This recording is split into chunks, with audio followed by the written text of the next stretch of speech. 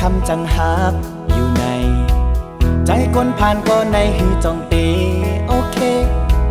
ปอนางว่าคนห่างลีจังมากอยู่จึงคนใจห่างจ้าจึงใจจองจางโอเคเท่าในอำมีสั่งแลปอมาวนไปเจอเล็กกำเร็วคนใจในปอหักเจ็บจางเงินอำโลย้อนสู้เลยทบเม่นก่อนลีก็โอเคเป็กเศร้าบอกกดทางจาก็มันอำเกลปอยังว่าใจมีน้ำใจก็โอเคนางว่าแต่หน้าอำแลนความลัดในใจอำเป็ดปอว่าจึงนั่นใจไหลแห้งเจอปอไหลหักหักเสียงหมดเจอคมวันรู้ไหลหักแป้งกัน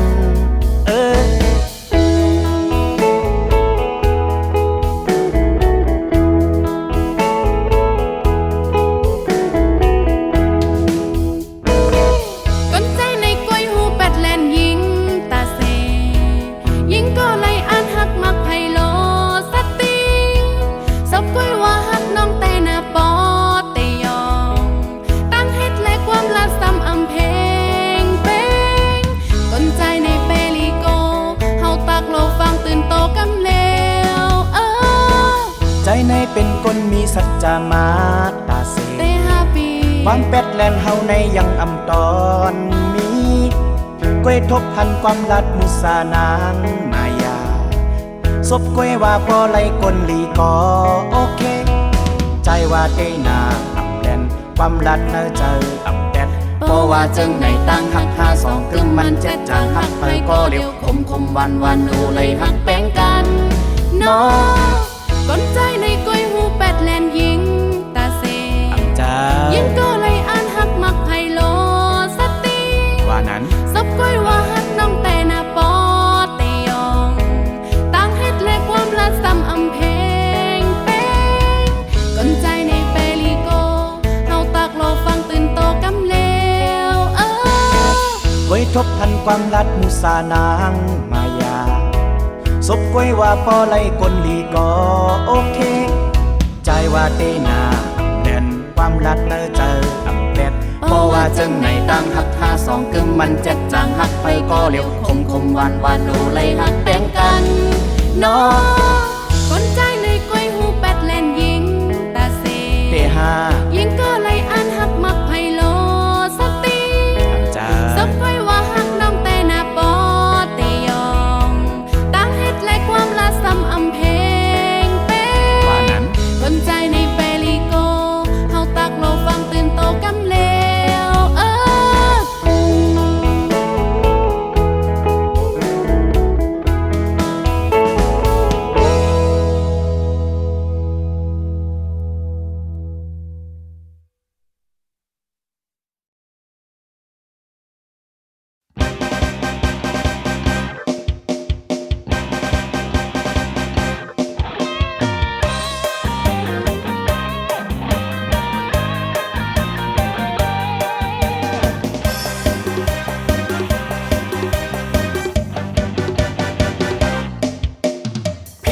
เป็นหนุ่มชาวไต้ที่ใครๆเขาเรียกกันไทยใหญ่หากสาวไทยจะไม่เดียดฉันหากสาวไทยจะไม่เดียดฉันมาสู่สัมพันธ์รักมั่นเป็นขวัญใจไทยน้อยหรือว่าไทยใหญ่ก็ไม่เหินห่างแตกต่างตรงไหนไทยใหญ่ก็ไทยเหมือนกันไทยน้อยก็ไทยเหมือนกันไม่แยกแบ่งชั้นเพราะเราสายเลือดเดียวกันพี่เป็นหนุ่มชาวใต้ที่ใครๆเขาเรียกกันไทยใหญ่หากสาวไทยจะไม่เดียดฉันหากสาวไทยจะไม่เดียดฉันมาสู่สัมพันธ์รักมั่นจะขวัญใจ พี่มีน้ำใจจริงจังรักใครรักมันไม่พันแปรเพื่อนถึงอยู่บ้านนาป่าดงถึงอยู่บ้านนาป่าดงรับรองน้องคงไม่เบื่อใจนายแน่พี่จะพานวลน้องเที่ยวชมท้องนาท้องไร่พี่จะให้ขวัญใจกินข้าวเหนียวไตน้ำพริกถั่วเน่า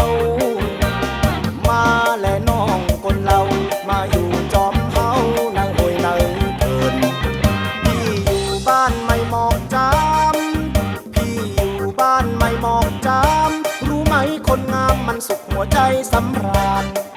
มีแม่น้ำกกยาวไหลผ่านมีแม่น้ำกกยาวไหลผ่านร่มรื่นชื่นบานน้องนางคงจะถูกใจมีต้นไม้เรียงรายในป่าดงไพรมาเถอะสาวไทยมาอยู่ร่วมกันกับพี่หนุ่มไทยพี่เป็นหนุ่มชาวไต้ที่ใครๆเขาเรียกกันไทยใหญ่หากสาวไทยจะไม่เดียดฉันหากสาวไทยจะไม่เดียดฉันมาสื่อสัมพันธ์รักมันจะขวัญใจ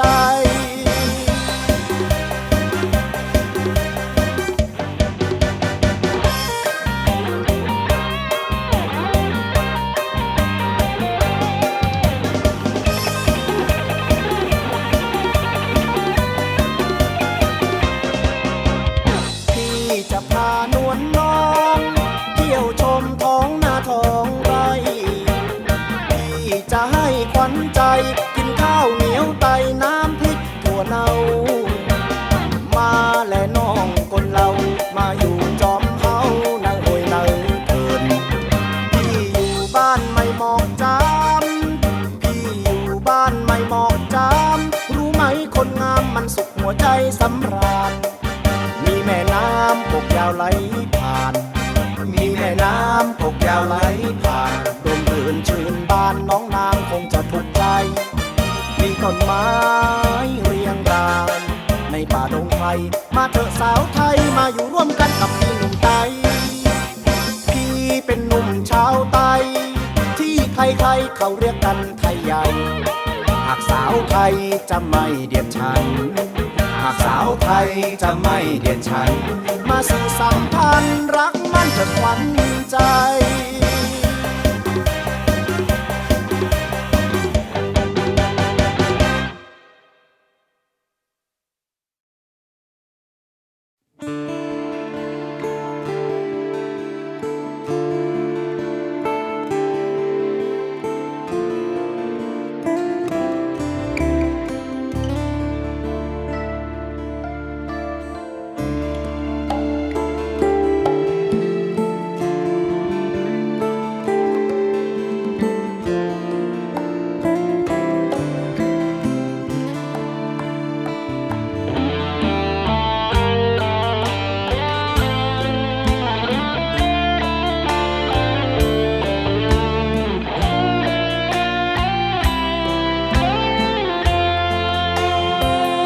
คนขายแห้งงานไล่ผาดวานยานไกลออกเก่งตุงเข้าเมืองไทยเอาโตเจอขายแลกเงินทุกหยาบกะฮืออยู่กินเจอเฮอย่อยไหลตุงยอดเฮย้อนเงินตองอยู่กินนอนเปโต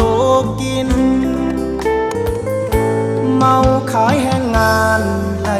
กรมการโคกเสอยากลงลางผู้ไล่เฮ็ดโกยก็เฮอไล่เงินมา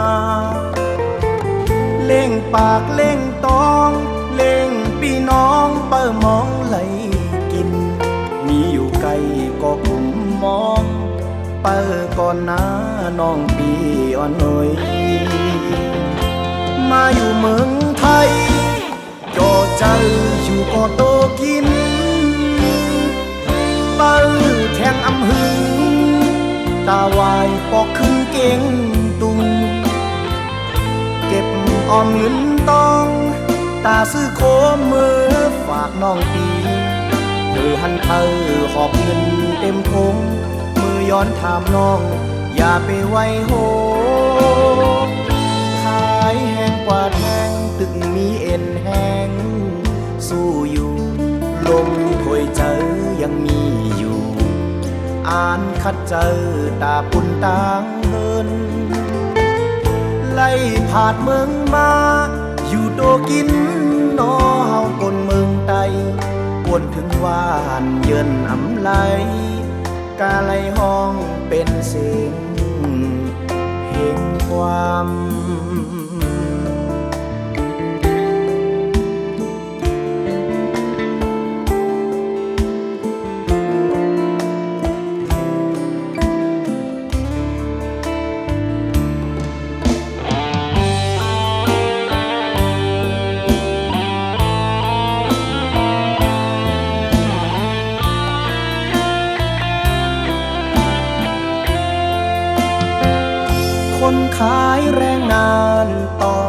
จากบ้านมาไกลจากเชียงตุงสู่เมืองไทยเอาแรงกายขายแลกเงินลำบากแค่ไหนอดทนไปถึงเหนื่อยเหลือเกินหยดหยาดเหงื่อเพื่อแลกเงินสู้เผชิญกับโชคชะตาเร่ขายแรงงานต้องสมสารเรื่อยไปหนักหรือเบาก็สู้ไหวเพียงขอให้ได้เงินมาเพื่อปากเพื่อท้องเพื่อพี่น้องพ่อแม่คอยท่าถึงอยู่ไกลยังห่วงหารอหน่อยนะควันตาพี่ชายมาอยู่เมืองไทยสุขใจแต่กายอ่อนล้าไม่นานหรอกนะจะกลับขึ้นเมืองเชียงตุงเก็บออมเงินทองจะซื้อของไปฝากป้าลุงหากมีใครหอบเงินเป็นถุงมาขอแต่งเจ้าอย่าเปลี่ยนใจขายแรงต่อไปยังพอไหวทนสู้ลมหายใจยังมีอยู่จะขอสู้อยู่เมืองไทยเมื่อเกิดมาจนต้องอดทนต่อเฮาคนไตคิดถึงบ้านทนไม่ไหวจึงบรรยายมาด้วยบทเพลง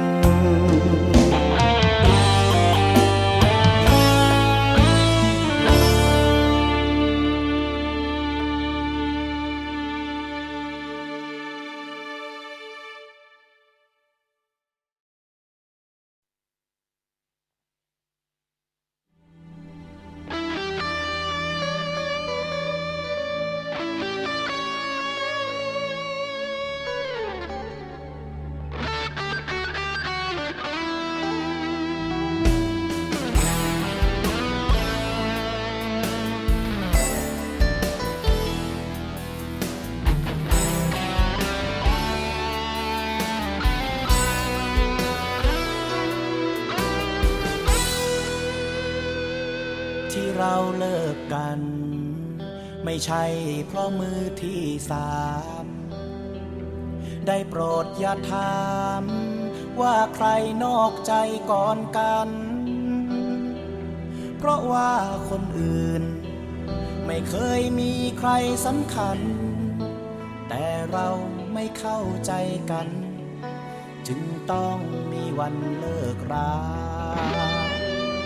เพราะคำว่าใช่ของฉันนั้นไม่ใช่เธอและคำว่าเจอของเธอก็ไม่ใช่ฉันเวลาผ่านมาแค่ศึกษาใจกันและกันจนจบเพราะเส้นทางตันจบวันที่ร่วมเดินทางมันถึงเวลาต้องคืนชีวิตให้กันแม้ความผูกพันจะทำให้เจ็บหัวใจคืนชีวิตฉันคืนชีวิตเธอต่างคืนหัวใจเปิดทางให้เจอรักใหม่ไม่มีวันหวนคืนมา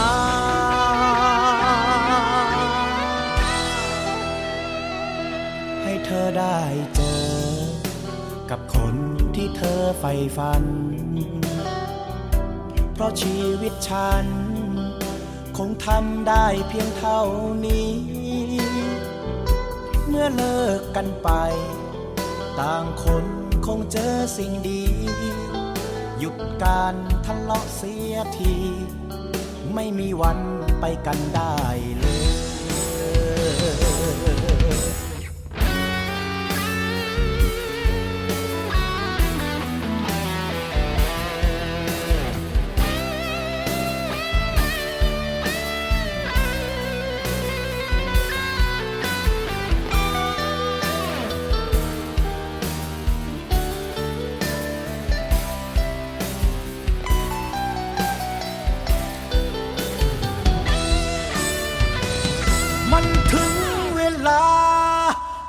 คืนชีวิตให้กัน แม้ความผูกพันจะทำให้เจ็บหัวใจ คืนชีวิตฉันคืนชีวิตเธอต่างคืนหัวใจ เปิดทางให้เจอรักใหม่ ต่างคนคงเจอสิ่งดีหยุดการทะเลาะเสียทีไม่มีวันไปกันได้เลย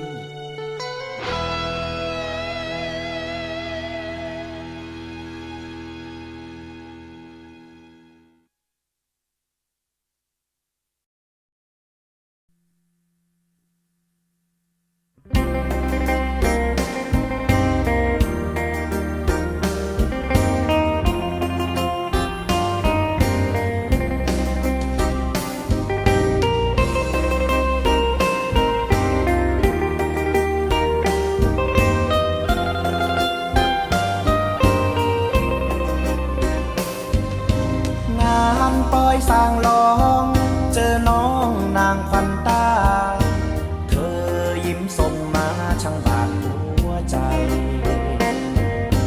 ฉันเข้าไปทักฝากรักยิ้มต่อไปพาให้สุขใจฉันในวันนั้น เที่ยวงานสุขสันต์คืนนั้นจนเลิกราเรายังสัญญาจะมาพบกัน ว่าพี่กับน้องเราสองไม่เปลี่ยนพันบอกจะพบกันเมื่องานต่อไป งานปอยสร้างลองปีนี้พี่กลับมา ไม่เห็นขวัญตาสุดอาลัย ฉันนั้นคอยหาเธอจะไปอยู่ไหน หรือเธอมีใครถึงไปจากเรา เที่ยวงานเงียบเหงาเพราะสาวเจ้าไม่มา พี่ช้ำอุราสุดจะบรรเทา นับต่อไปนี้พี่คงมีแต่เศร้าสุดเหงาเพราะเขานั้นมาจากลา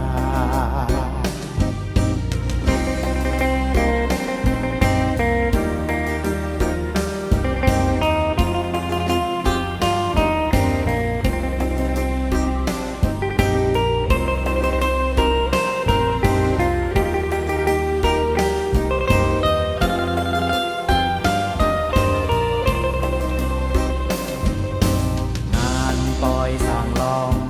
ปีนี้พี่กลับมา ไม่เห็นขวัญตาสุดอาลัย ฉันนั้นคอยหาเธอจะไปอยู่ไหน หรือเธอมีใครถึงไปจากเรา เที่ยวงานเงียบเหงาเพราะสาวเจ้าไม่มา พี่ช้ำอุราสุดจะบรรเทา นับต่อไปนี้พี่คงมีแต่เศร้าสุดเหงาเพราะเขานั้นมาจากลา ปอยสร้างลองเหมือนต้องเป็นวันสั่งลา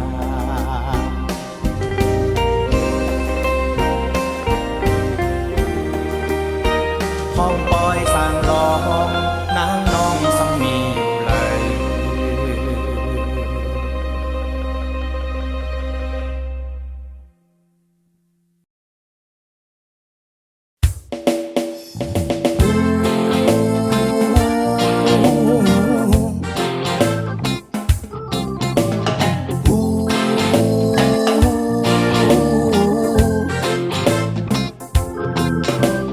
เมืองโปแรงมาเจ้าหน้าเมื่อเฮ็ดไว้ตั้งยุ่มใสๆ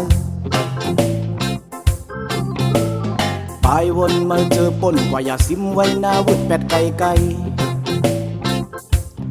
อันเตปันตั้งสุกสักยุกยักนั้นปัดหมดยึดไฟเผาแปดอันเตเป็นร้องยุงยางปีปุ่นปังมาเจอนั้นเฮ็ดหมดเสอแล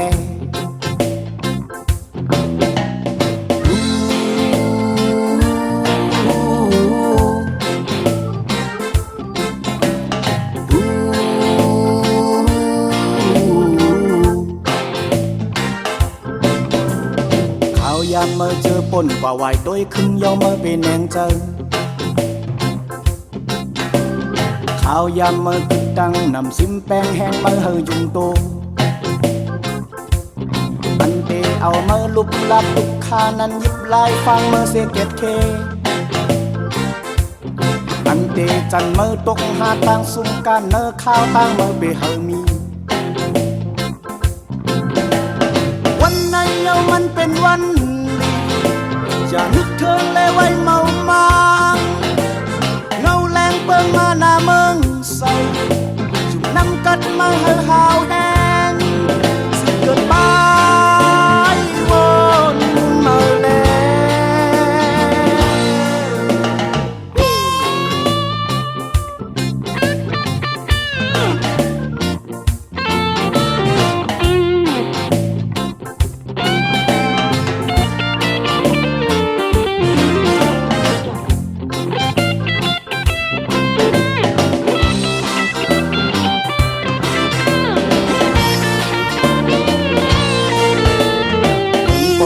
มาเย้าหน้าเมื่อเฮ็ดไว้ตั้งยุ่มเซอเซอข้าวยามเมื่อเจอป่นกว่าไหวตัวขึ้นเย้าเมื่อเป็นแนงเจออันเตปันตั้งสุกสักยุกยักนั้นปัดหมดไฟเผาแปดอันเตเอาเมื่อลุกลับลุกคานั้นยิบลายฟังเมื่อเสกแต่เควันไหนเย้ามันเป็นวันจะนึกเถิงและไว้เมามางเงาแรงเปิงมาหน้าเมืองใส่จุ่มน้ำกัดมาเฮาหาวแห้งสิเกิดบายวนมาแล้ว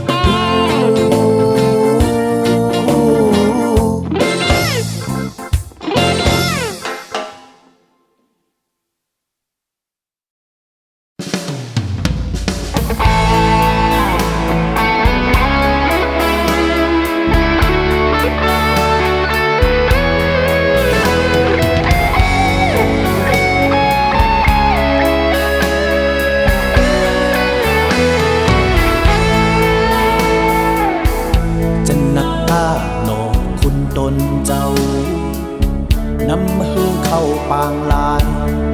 ลมจมกลางพองอันต้องจามือลุย7 วัน 7 คืนอันตื่นหูแจงแรงล่องแล้วเดแผ่วอับแผ่วไหลฟังคุณน้ำใจดีเฮาฮอดถึงเลื่อนวันเลอต่างเลยอำเจอบุญพรตาวนตาใครใจเป็นเขานี่เลยมันนี่เมฆลานางพี่ตาลงจอยอำจอยยามเลยกูคำเนยอำคุกเจอไรพรไม่เจอเป็นปุญพรวนปุญพรมีจูไปค่อยตายเจียวตายก็เตลุยนานตายก็เตลุยคัดเจอลุยอย่าให้สายเจอวายหาย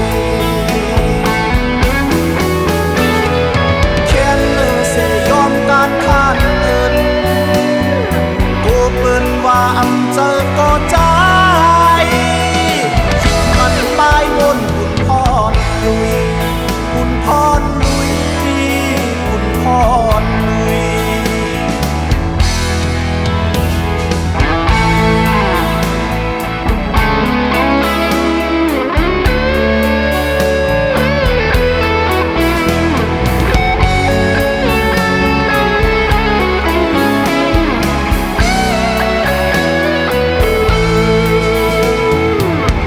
ธอมีเลยมันนี่เมฆลานางพี่ตาลงจอยจอยยามเลยกูคำเนยคุกเจอไรพรไม่เจอเป็นปุญพรบนปุญพรมีจูไปค่อยตายเจียวตายก็เตลุยนานตายก็เตลุยขัดเจอลุยอย่าให้สายเจอไหวหายเขียนเนื้อเสียยอมการข้านเอินกูเปิ้นว่าเจอก็ใจมันปลายวนบุญพรลุยบุญพรลุยบุญพรลุยบุญพรลุย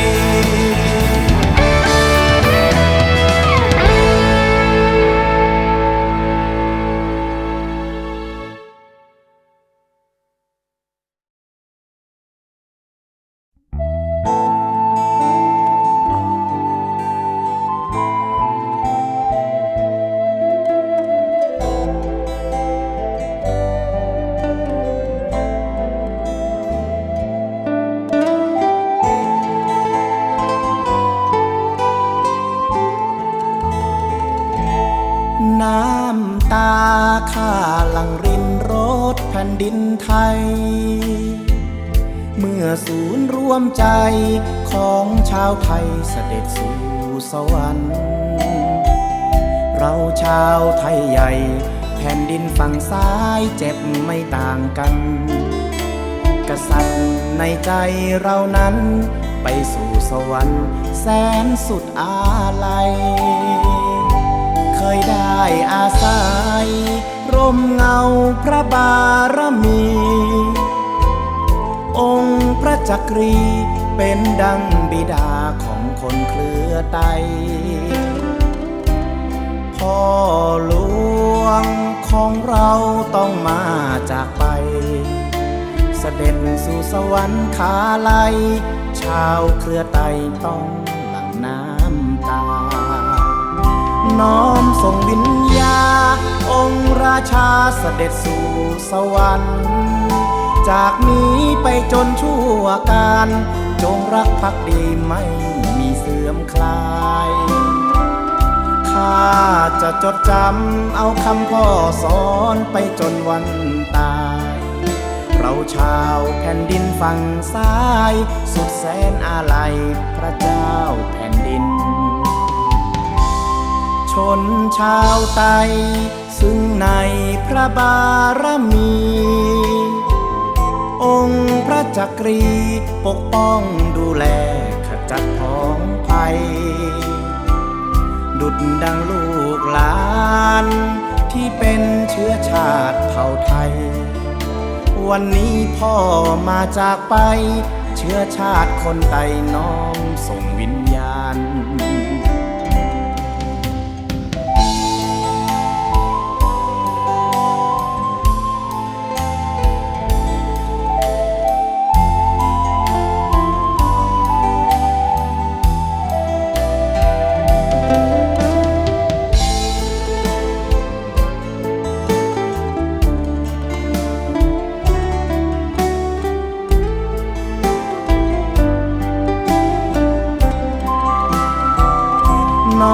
ส่งวิญญาองค์ราชาเสด็จสู่สวรรค์จากนี้ไปจนชั่วการจงรักภักดีไม่มีเสื่อมคลายข้าจะจดจำเอาคำพ่อสอนไปจนวันตายเราชาวแผ่นดินฝั่งซ้ายสุดแสนอาลัยพระเจ้าแผ่นดิน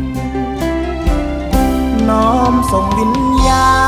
องค์ราชาเสด็จสู่สวรรค์จากนี้ไปจนชั่วการจงรักภักดีไม่มีเสื่อมคลายข้าจะจดจำเอาคำพ่อสอนไปจนวันตาย เราชาวแผ่นดินฝั่งซ้ายสุดแสนอาลัยพระเจ้าแผ่นดิน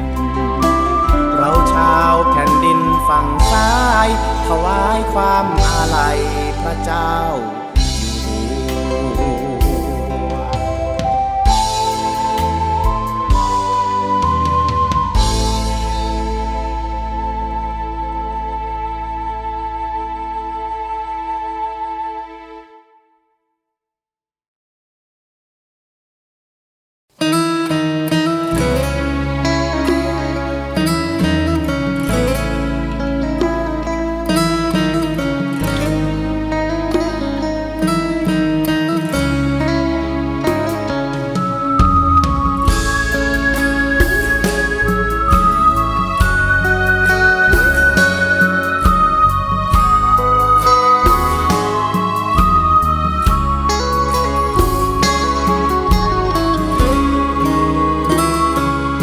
ไว้ข้างฝาว่าปีจ่ายอันลีเฮไลมีน้องอยู่ปันแห้งใจเธออยากคานเจออำปันโตกินปีฝากความตอนเป็นคอฮับห้องตั้งฮักเฮาสองเฮินฮักดีเฮาห่มกอสารมือต่อฟันเฮาเป็นเฮินเฮาอยากผ่านอยากกินแค่ต่างไปเฮาลันพาผ่านเงินอำพานปัญญาสืบกว่าต่างนาอำปันเจ็บแกนปีฝากความมันเส้นสายต่างฝันอำยอมหงหายห่มพายหักเฮาสองอยากมองเจอเฮาห่มกันฟ้าแก้มยุ่มอ่อนนางใจปีมีแห่งพายย่อยอยากคานเจอจึงคัดเจอตาหอดเยื้องงานเปิดก่อนก้นลีดึงนำถึงปีน้องตำเจอห้องอยู่ดีห้องเฮินหออยู่อำหึงนานเป็นเฮินเฮาสองแก้มไว้ข้างฝาส้นเจอใจมีแห้งสู้หอมเงินตาน้องคนดีอำวายป้ายนี้ยามเมื่อตกกินเข็มไปไหมหอมปีและน้องอำยอมการนี้จึงพางจูจอยกันอีกเปิดตาไหลนี้มีเฮินหลังยา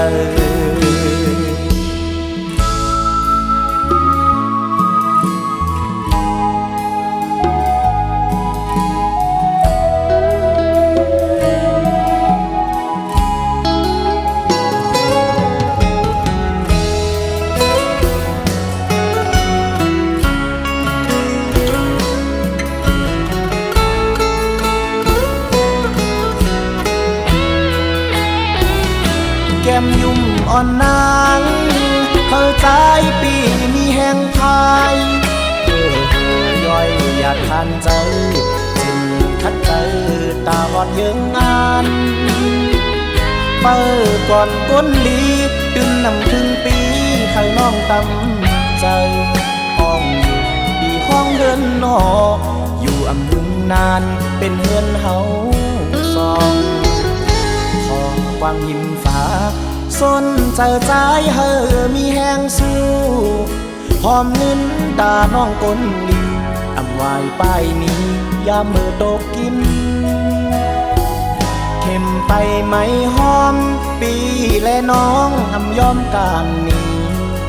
จึงพางจูจอยกันอีกเปิดตาไหลนี้มีเฮินหลังใหญ่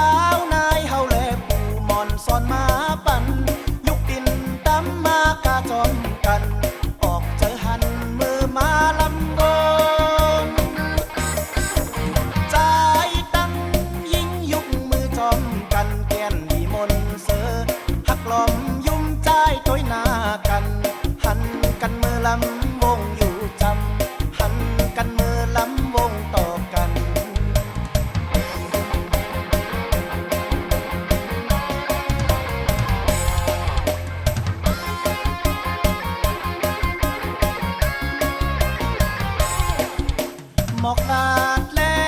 น้ำยิ่งน้องเราอ่อนอยู่วันเมืองเลยบ่ถึงเมืองแรงเฮาและสู่ได้ผาดยานกันเสกขึ้นเมืองลำไปยุกมือจอมกันแก่นวิมลเสือหักหลอมยุ่มใจต้อยหน้ากันหันกันมือลำวงอยู่จำหันกันมือลำวงต่อกันมาเลยน้องอย่าไปกาจอมกันหน้าข้าวยามในเฮาถูกรีมนจอมกันเนออย่าให้มีจอมลองต่างขี่ไม่เนอใจมาเลยน้องอย่าไปกาจอมกันหน้าข้าวยามในเฮาถูกรีมนจอมกันเนออย่าให้มีจอมลองต่างขี่ไม่เนอใจมาแล้ว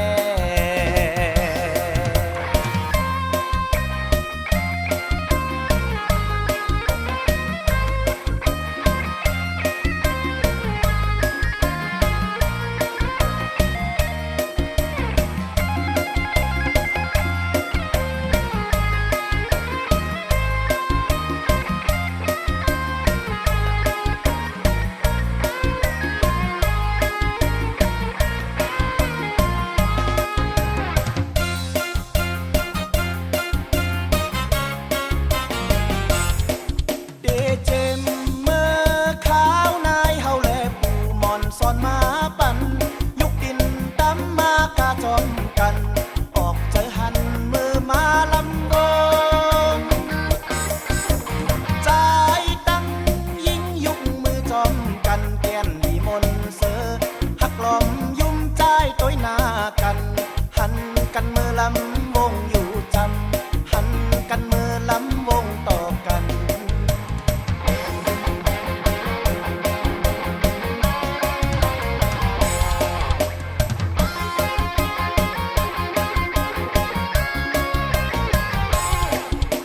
หมอกตาดแลน้ำยิ่งน้องเราอ่อนอยู่วันเมืองเลยบ่ถึงเมืองแรงเฮาและสู่ได้ผาดยานกันเสกขึ้นเมืองลำไปยุกมือจอมกันแก่นวิมลเสือหักหลอมยุ่มใจต้อยหน้ากันหันกันมือลำวงอยู่จำหันกันมือลำวงต่อกันมาเลยน้องอย่าไปกาจอมกันหน้าข้าวยามในเฮาถูกรีมนจอมกันเนออย่าให้มีจอมลองต่างขี่ไม่เนอใจมาเลยน้องอย่าไปกาจอมกันหน้าข้าวยามในเฮาถูกรีมนจอมกันเนออย่าให้มีจอมลองต่างขี่ไม่เนอใจมาแล้ว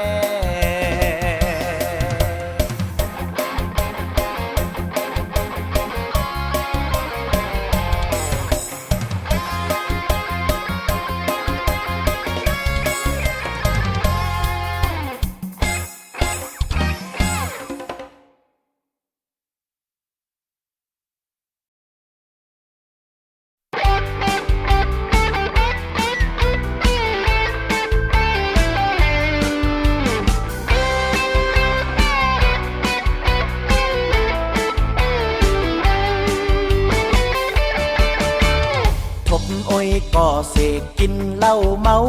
เยาไล่การเข้าเฮินปอกหนึ่งปอกนั่นก็พาเพอเอาเมื่อนอนสิข่มปันพาโอ้ยก็มาแอวเอาเหล้ามาปาตีเฮินตีเยแข่งปอกหนึ่งปอกนั่นก็หาโคพักอันกลับมาเสไปเจอลำปอกในเตซื้อมาก้อยกินตุ้ยเธอนำเป็ดอีกหนึ่งเมาเย้าเจอคอนอำซอนลองพิษลองถูกสั่งตับมังหลายแค้นจูเมหาหือหันปีหลังมีหามีห้อยคอนเสเอาเมาเหล้าเปเป็ดเสียงให้เซ็ดมาตองอกเจอไอหาแม่เจ้าเฮินหน่วยแม่ เจ้าเฮินหน่อยปีเตตึดเล่ากอบสู่ก้อยแม่เจ้าเฮินหน่อยแม่เจ้าเฮินหน่อยปีเตตึดเล่ากอบสู่ก้อย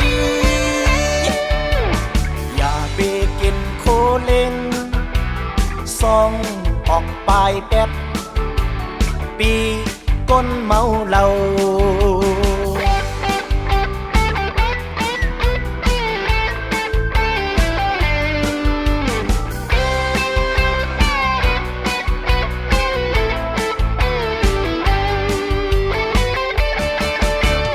ทบโอ้ยก็เสกกินเหล้าเมาเยาไล่การเข้าเฮินปอกหนึ่งปอกนั่นก็พาเพอเอามือนอนสิคมปันพาโอ้ยก็มาแก้วเอาเหล้ามาปาตีเฮินตีเยแทงปอกหนึ่งปอกนั่นก็หาโคพักอันกลับมาสิไปเจอลำปอกในเตซื้อมาก้อยกินด้วยเคอนำเป็ดอีกหนึ่งเมาเย้าเจอคอนอำซอนลองพิษลองถูกสั่งตับมังหลายแค้นจูเมหาอือเพื่อหันเปลังเมหามีห้อยคอนเซเอาเมาเหล้าเปแป๊ดเสียงให้แซดแซดมาตองอกเจอไอหาแม่เจ้าเฮินหน่อยแม่เจ้าเฮินหน่อยปีเตตึดเหล้ากอบสู่ก้อยแม่เจ้าเฮินหน่อยแม่เจ้าเฮินหน่อยปีเตตึดเหล้ากอบสู่ก้อยอย่าไปกินโคเล่งซองออกปลายแป๊บปีก้นเมาเหล้า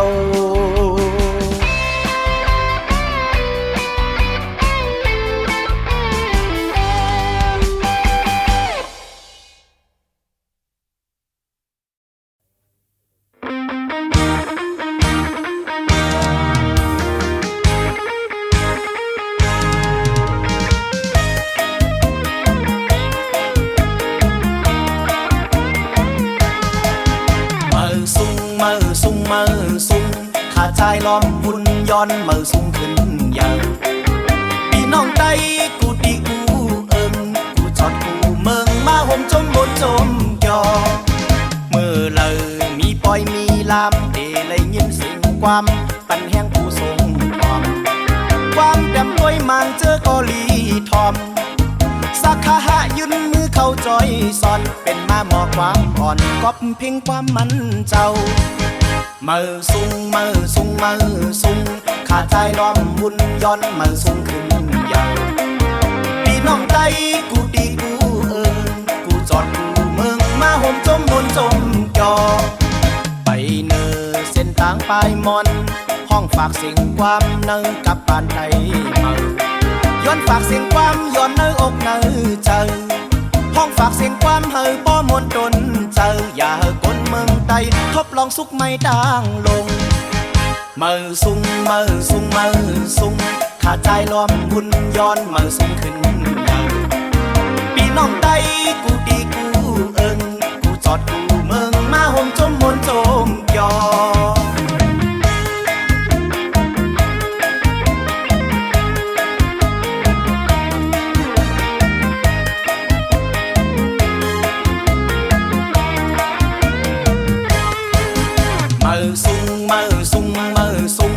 ข้าใจล้อมบุญย้อนเมื่อสูงขึ้นยาวพี่น้องไตกูดีกูกูจอดกูเมืองมาห่มจมบนจมยอเมื่อเลยมีปอยมีลามเดเลยยินเสียงความปันแห้งผู้ทรงทอมความแก้มป่วยมังเจอกอลีทอมสักขาหายืนมือเข้าจอยสอนเป็นมาหมอกความอ่อนกอบเพ่งความมันเจ้าเมื่อสูงเมื่อสูงเมื่อสูงข้าใจล้อมบุญย้อนเมื่อสูงขึ้นยาวพี่น้องไตกูดีกูกูจอดกูเมือง ปลายมอนห้องฝากเสียงความเนื้อกับปานไก่มาย้อนฝากเสียงความย้อนเนื้ออกเนื้อใจห้องฝากเสียงความเฮอป้อมนตนเจออย่าคนเมืองไทยทบลองสุขไม่ต่างลงมือซุงมือซุงมือซุงข้าใจล้อมบุญย้อนมือซุงขึ้นใหญ่พี่น้องไทยกูตีกูเอิงกูจอดกูเมืองมาห่มจมบนจมยอ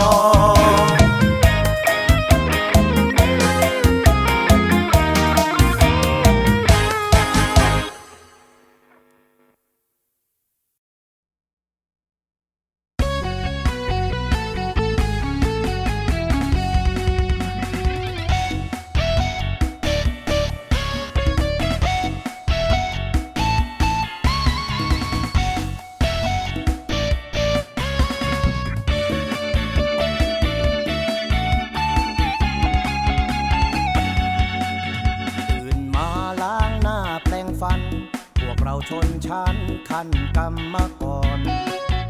ทำงานไม่ค่อยได้พักผ่อนทำงานไม่ค่อยได้พักผ่อนจะแดดหรือร้อนเราก็ต้องทนสู้งานไม่เคยท้อถอยเงินเดือนจะน้อยเราก็ไม่บ่นแรงงานต่างด้าวเราทุกคนแรงงานต่างด้าวเราทุกคนจะสู้อดทนทำงานต่อไปหมู่เฮาคนขายแรงงานจากถิ่นฐานมาทำงานเมืองไทยเพื่อนต่างด้าวมากันไกลทั้งเราพม่ากัมพูชามากมายส่วนพวกผมนี่เป็นชาวไทยใหญ่โปรดจงเห็นใจแรงงานคนจนขอบคุณนายจ้างใจดีให้พวกเรานี้ทำงานเลี้ยงตนถึงหนักเบาเราจะสู้อดทนถึงหนักเบาเราจะสู้อดทนเพื่อหนีความจนขอคนไทยเห็นใจ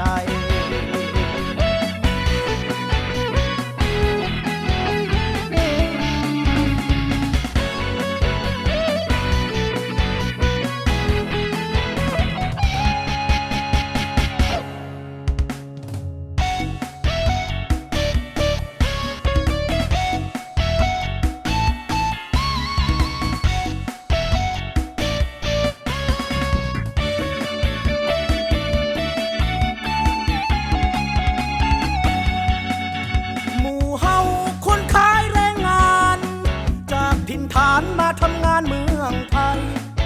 เพื่อนต่างด้าวมากันไกลทั้งเราพม่ากัมพูชามากมายส่วนพวกผมนี่เป็นชาวไทยใหญ่โปรดจงเห็นใจแรงงานคนจน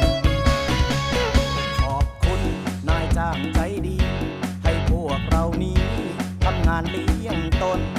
ถึงหนักเบาเราจะสู้อดทนถึงหนักเบาเราจะสู้อดทนเพื่อหนีความจนขอคนไทยเห็นใจเพื่อหนีความจนโปรดจงได้เห็นใจ